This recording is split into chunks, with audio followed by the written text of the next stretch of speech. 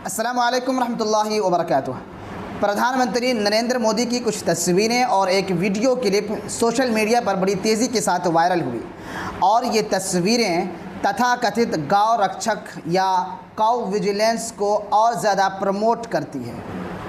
आपको बता दें कि ये गौ रक्षक के नाम पर हिंदुस्तान में सैकड़ों मुसलमानों का अब तक कत्ल किया जा चुका है और कई जगहों पर इसी गौ रक्षा के नाम पर दंगे किए जा रहे हैं और अभी भी ये सब कुछ जारी है। दरअसल प्रधानमंत्री नरेंद्र मोदी की गाय के बछड़ों के साथ कुछ तस्वीरें और वीडियो क्लिप लगभग तमाम सोशल मीडिया पर वायरल हुई।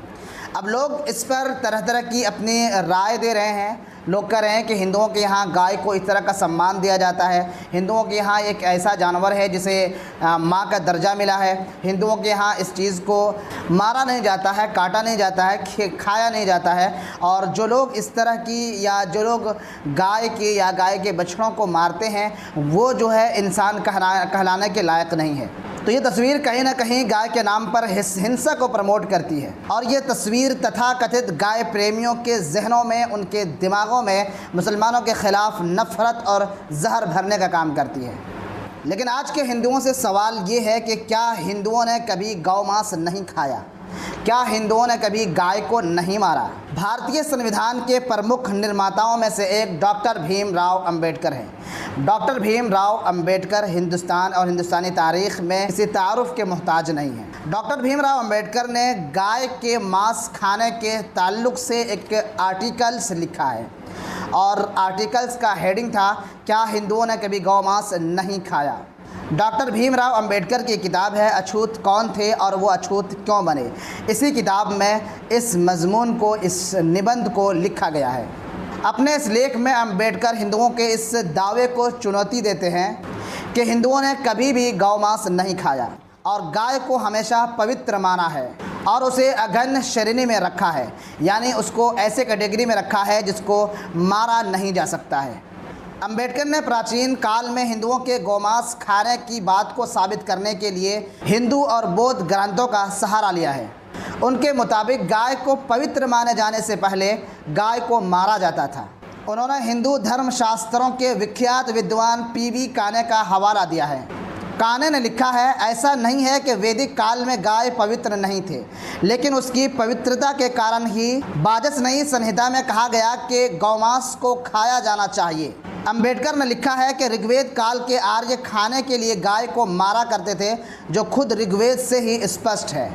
अंबेडकर अपनी किताब में ऋग्वेद का 10, 86 और 14 श्लोक का हवाला दे करके लिखते हैं कि ऋग्वेद में इंद्र कहते हैं, उन्होंने एक बार 5 से ज़्यादा बैल पकाए। ऋग्वेद के 10, 72, 6 से ऐसा लगता है कि गाय को तलवार या कुल्हाड़ी से मारा जाता था।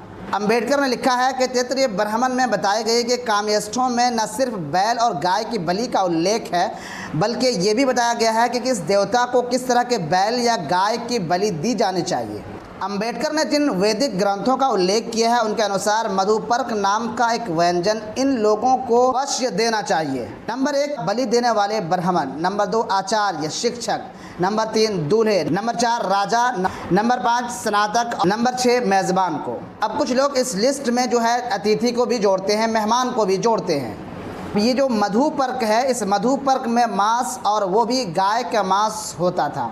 मेहमानों के लिए गाय को मारा जाना इस हद तक बढ़ गया था, यहाँ तक कि मेहमानों को घोर्ग कहा जाने लगा था, यानी गाय का हत्यारा। इस शोध के आधार पर अंबेडकर ने लिखा है कि एक समय हिंदू गायों को मारा करते थे और गौमांस खाया करते थे। बौद्ध सूत्रों में दिए गए यज्ञ के डिटेल से साफ है। आगे अंबेडकर ने लिखा है कि कुदादंत सूत्र से एक रेखा चित्र तैयार किया जा सकता है जिसमें गौतम बुद्ध एक ब्राह्मण कुदादंत से जानवरों की बलि देने की प्रार्थना करते हैं। अंबेडकर ने बौद्ध ग्रंथ संयुक्त निकाय के उस अंश का भी हवाला दिया है जिसमें कौशल के राजा पसंदी के यज्ञ का तफसील मिलता है। आखिर में अंबेडकर लिखते हैं कि इस सबूत के साथ कोई संदेह नहीं कर सकता कि एक समय ऐसा था जब हिंदू, जिसमें ब्राह्मण और गैर ब्राह्मण दोनों थे, न सिर्फ मांस बल्कि गौमांस भी खाते थे।